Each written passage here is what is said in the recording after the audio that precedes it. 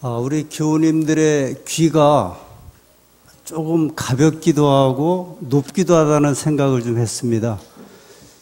이 기가 막힌 찬양을 들으면 아멘이 분명히 커지고 좀 그렇지 않으면 이 적어지는 것을 느끼게 됩니다. 아마 설교도 마찬가지일 거라고 생각이 듭니다. 여러분 조금 전에 들은 찬미가 굉장히 은혜로운 찬미였죠.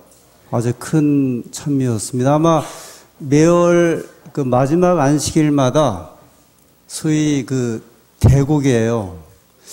김선희 집사님 이 찬미가 중학교 때 한삼 고등학생들 막 유행했던 찬미죠. 한 20년 전 막 이 전후에 굉장히 유행했던 그런 찬미였는데 오늘 잘 소화하셨어요. 굉장히 잘한 찬미입니다.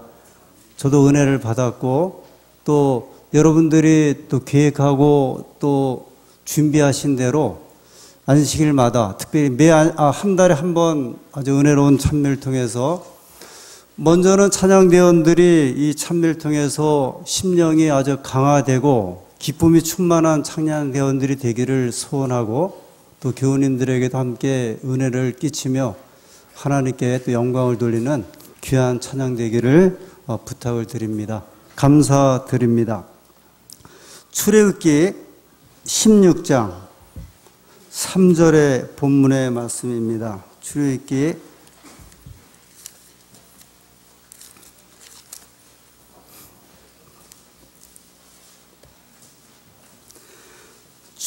16장 3절 그들에게 이르되 우리가 애굽 땅에서 고기 감아 곁에 앉았던 때와 떡을 배불리 먹던 때에 여호와의 손에 죽었더라면 좋았을 것을 너희가 이 광야로 우리를 인도하여 내어 이 온 회중으로 굶주려 죽게 하는도다. 네, 3절 한 절만 읽었습니다. 기억하시는 교우님들께서는 제가 읽은 이 본문의 말씀이 지난 안식일 이 본문의 말씀의 시작인 것을 기억을 하실 것입니다. 혹시 여러분은 살아오시는 중에 내가 죽었더라면 좋았을 것을 이런 생각을 해보신 적이 있으십니까? 아마 몇 분 이상은 되실 것 같아요. 이런 거 없이 인생을 한번 살 수 있을까?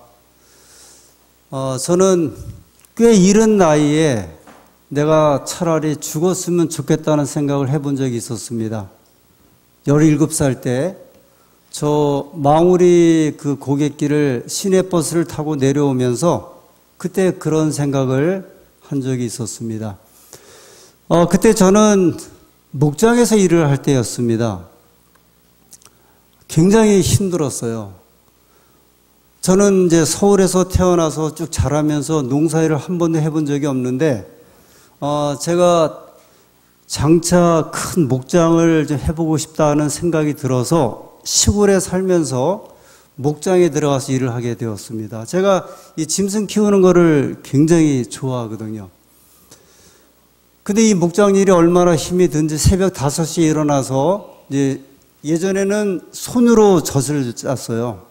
한 20마리 되는 그 목장에 2명의 이제 목부가 10마리씩을 맡아서 소를 짜고 그다음에 하여튼 그때부터 시작을 해갖고 하루에 그 지게로 네 지게를 이제 풀을 베야 하는데 그것이 이제 풀이 이렇게 깔려있는 이런 초지에서 풀을 베는 게 아니라 풀을 찾아서 이렇게 이 골짝 저 골짝 막 이렇게 다니면서 풀을 벨 때였습니다. 그때 너무 힘이 들어갔고요. 내가 이 목장 일은 안 되겠다 싶어서 저 서울 삼육 중학교를 찾아가고 선생님을 만나고 어떤 졸업장 문제를 의논하고 돌아오다가 그 일이 이제 이루어지지 않으면서 제가 다시 이제 목장으로 돌아가야 되는데 그 목장은 그 당시에 아오지 탄광 같은 그런 이제 제 느낌이었고 그래서 야, 이렇게 그냥 갈 바에 차라리 이 버스가 굴러갔고, 옛날에 그 망우리 그 고갯길은 이 꾸불꾸불 이렇게 돌면서 간간히 사고가 났던 이제 그런 곳이었습니다. 그때 그런 생각을 한번 좀 해본 적이 있었어요. 아마 사업에 좀 어려움을 겪거나 실패하거나 여러 가지로 인생에 경험을 했던 분들은 아마 한 번쯤은 내가 차라리 죽었더라면 좋았을 것을. 제가 오늘 말씀의 제목이 죽었더라면 좋았을 것을. 좀 와일드하죠? 거친 제목의 이 말씀을 제목을 삼았습니다. 지난 안식일 설교 후에 저는 이 말이 이제 계속 이렇게 떠올랐습니다. 이스라엘 백성들이 광야에서 그들이 부르짖었던 이 음성, 죽었더라면 좋았을 것을. 이스라엘 백성들의 탄식, 이스라엘 백성들이 부르짖었던 이 말의 그 근원이 도대체 무엇이었길래 이렇게 했을까? 이들이 이렇게 말한 것은 아마 애굽에서도 말했을 것 같아요. 사람의 말은 생각과 경험의 표현이라고 이야기하지 않습니까? 이스라엘 백성들이 광야 길을 걸어가면서 내가 죽었더라면 좋았을 것을, 이런 말을 한 것은 어쩌면 이스라엘 백성들은 이미 애굽에서도 이런 말을 입에 달고 살았을 가능성이 있습니다. 애굽에서는 이렇게 말했을 것입니다. 야, 우리 조상 야곱이 애굽에 오지 않았더라면 좋았을 것을. 더 올라가서 우리 조상 야곱의 아들들이 요셉을 애굽에 팔지 않았더라면 우리들이 이 땅에 살지 않았을 것을. 심지어 이런 말도 했었을 것 같아요. 우리 아버지가 나를 낳지 않았더라면 좋았을 것을. 제 이 이야기가 빈말인 것 같아요. 이미 성경에 그런 말을 무수하게 대내었던 사람이 있죠. 욥이 내가 이렇게 하지 않았더라면, 우리 부모가 이렇게 하지 않았더라면. 욥기 3장에 있는 말씀을 보겠습니다. 욥기 3장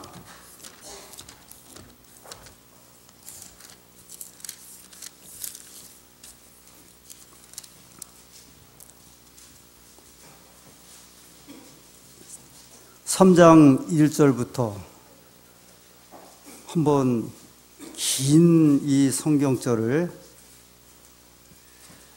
보시기 바랍니다. 1절.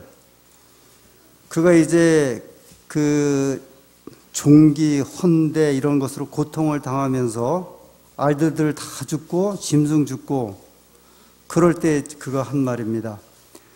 그 후에 욥이 입을 열어 자기의 생일을 저주하니라. 욥이 말을 내어 가로되 내가 난 날이 멸망하였더라면, 나말을 배웠다 하던 그 밤도 그러하였더라면, 그 날이 캄캄하였었더라면, 하나님이 위에서 돌아보지 마셨더라면, 빛도 그 날을 비치지 말았었더라면, 어둠과 죽음의 그늘이 그 날을 자기 것이라 주장하였었더라면, 구름이 그 위에 덮였었더라면, 흑암이 그 날을 덮었더라면, 그 밤이 캄캄한 어두움에 잡혔었더라면, 해의 날수와 달의 수에 들지 않았었더라면, 그 밤에 자식을 베지 못하였더라면, 그 가운데서 즐거운 소리가 나지 않았더라면, 나를 저주하는 자 곧 큰 악어를 격동시키기에 익숙한 자들이 그 밤을 저주하였었더라면, 그 밤의 새벽별들이 어두웠었더라면, 그 밤에 광명을 바랄지라도 얻지 못하며 동틈을 보지 못하였더라면 좋았을 것을. 도대체 이게 몇 번이에요? 사실 이 성경에 또는 성경 문학에 이런 게 반복적인 표현이 아마 거의 여기가 유일무이한 것 같아요. 자기의 낱날이 없었고 또 부모가, 심지어는 그 부모님들이 즐거워하지 않았더라면 그 밤에 나는 태어나지 않았을 것인데. 여러분, 믿음의 조상이었던 욥이 이렇게 탄식하고 이런 일이 벌어지지 않았더라면 하고 그가 이렇게 이야기할 정도였다고 하면, 이스라엘 백성들이 오랜 애굽 생활에 지쳐서, 노예 생활에 지쳐서 구원받아 광야길을 걸어가다가 이렇게 말했다고 하는 일은 어쩌면 우리가 이해하고 그 느낌에 한번 동정해 볼 만한 그런 말이기도 합니다.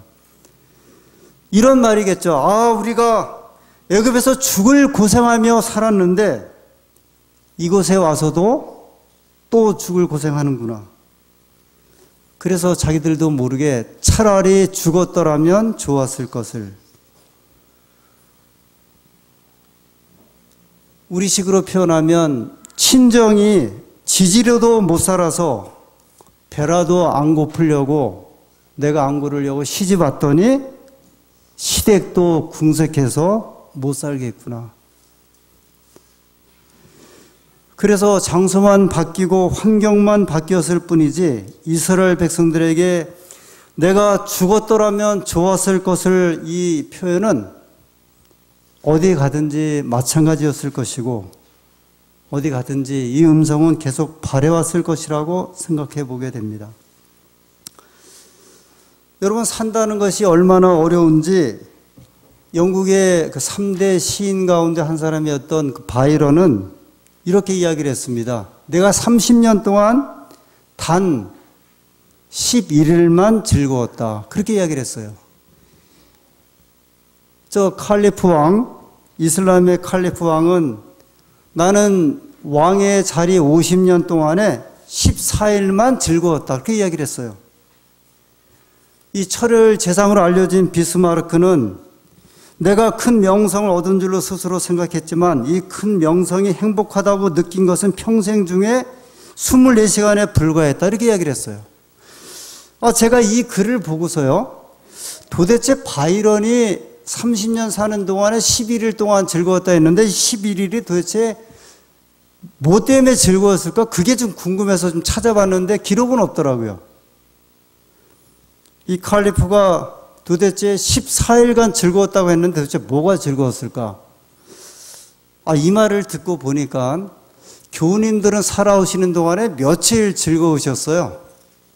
이게 또 궁금해요. 그렇게 즐거운 날들이 많지 않았을 거라고 생각을 해봅니다. 그래서 사도 바울은 로마서 7장 24절 25절에 이렇게 말씀을 했습니다. 로마서 7장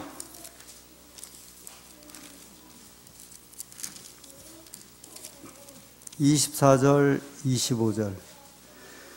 오라 나는 곤고한 사람이로다. 이 사망의 몸에서 누가 나를 건져내랴. 요 한 절만. 바울은 자기 자신을 이야기하면서 나는 곤고한 사람이다. 누가 이 사망의 몸에서 나를 구원할까? 솔로몬은 전도서 1장에 또 이렇게 이야기를 합니다.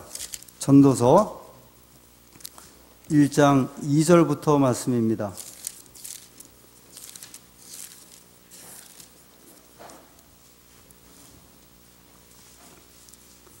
전도자가 이르되 헛되고 헛되며 헛되고 헛되니 모든 것이 헛되도다. 사람이 해 아래서 수고하는 모든 수고가 자기에게 무엇이 유익한고. 이 솔로몬, 예루살렘의 왕, 이스라엘 역사상 가장 부유하고 번영했던 이 솔로몬은 그 전도서를 기록하면서 시작하는 첫 시작에 헛되다고 하는 말을 자그마치 5번이나 시작을 하면서 이 말을 시작을 했어요.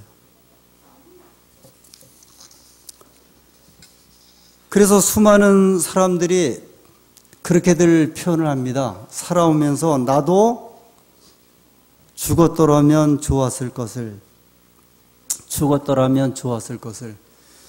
우리나라 직업인들 가운데 내가 죽었더라면 좋았을 것을 하고 자주 말하는 직업인들이 있대요. 소방관들이 이런 말들을 종종 한다고 합니다.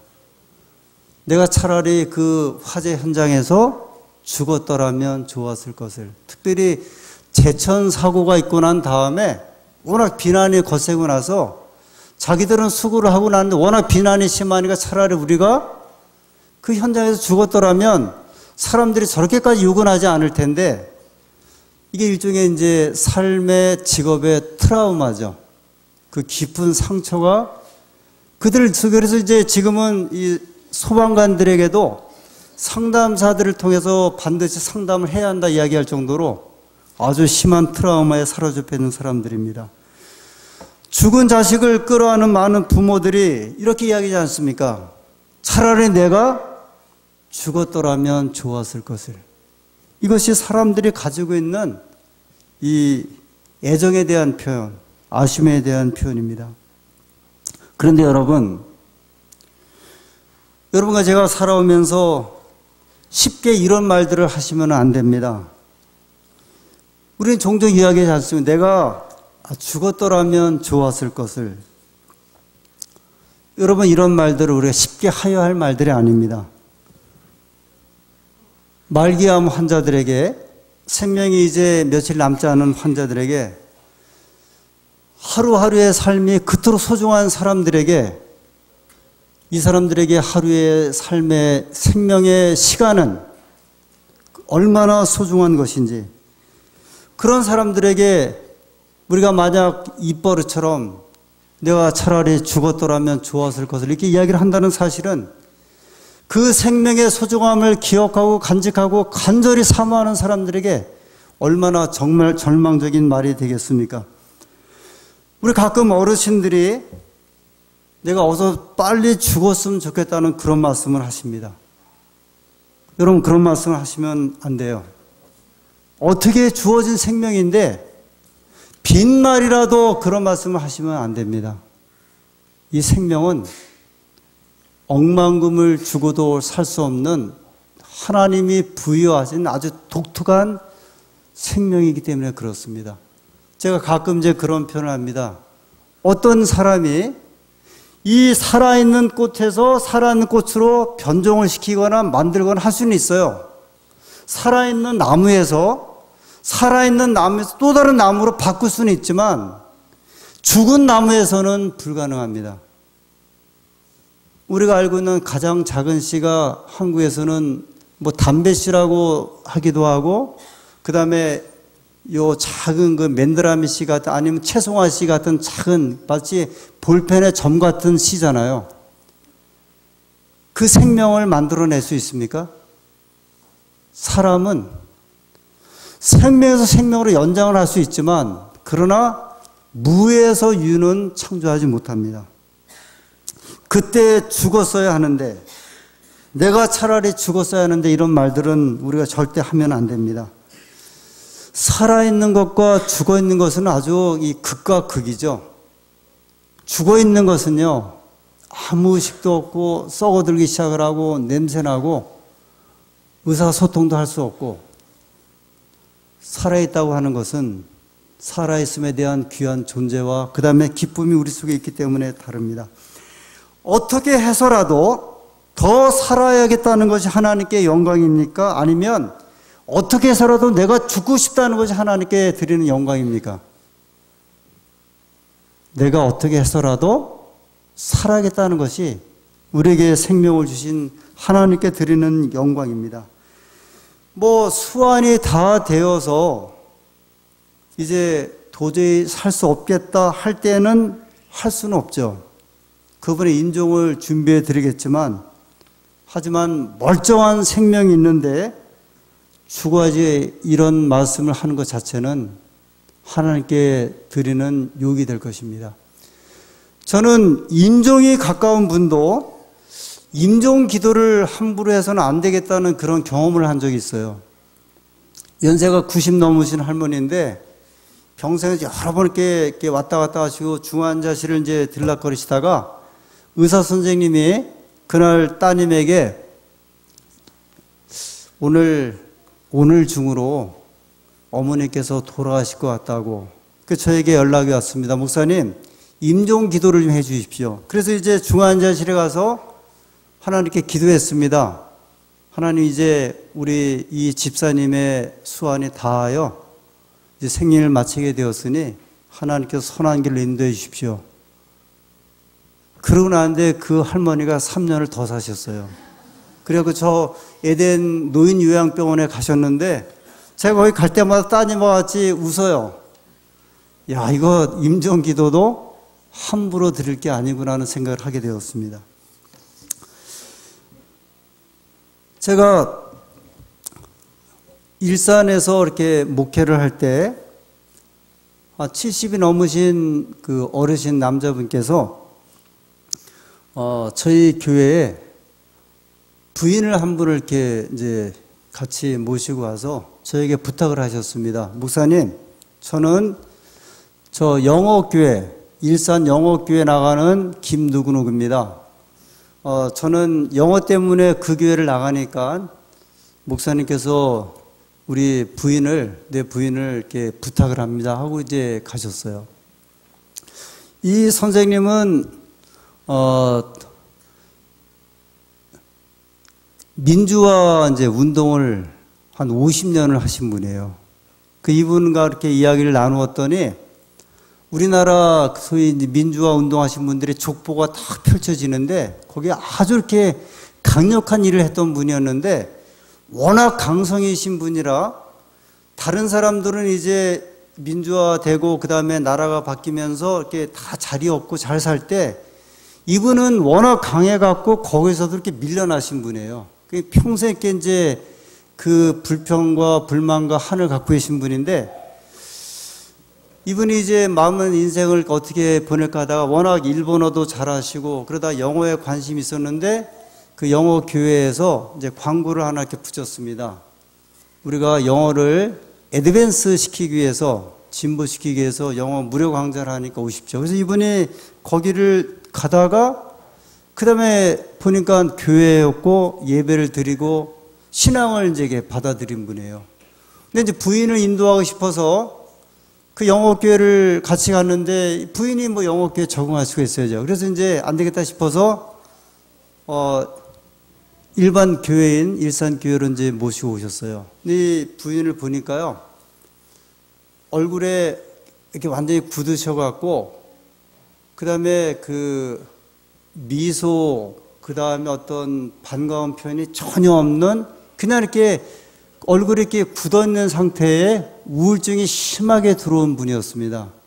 그래서 그 남편이 말하기를 내가 평생 부인에게 돈도 못 갖다 주고 워낙 강하게 살다 보니까 부인이 나 뒷바라지 하다가 이렇게 되었습니다. 그러나 신앙을 우리 부인이 받아들이면 아주 회복될 것으로 믿습니다 하고서 이제 같이 모시고 왔습니다.